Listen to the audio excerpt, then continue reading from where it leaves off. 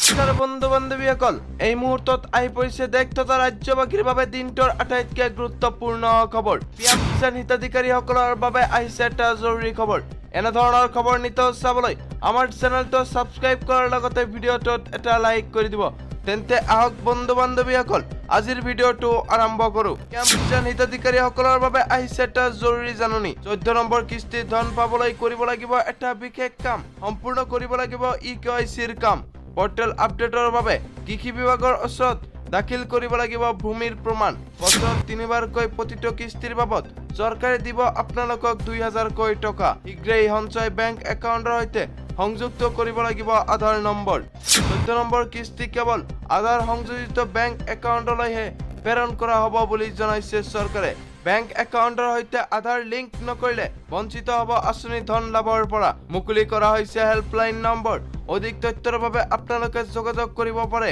036128000213 নম্বৰত অথবা যোগাযোগ কৰক আপোনালোকে বেংক শাখা অথবা ডাকঘৰৰ সৈতে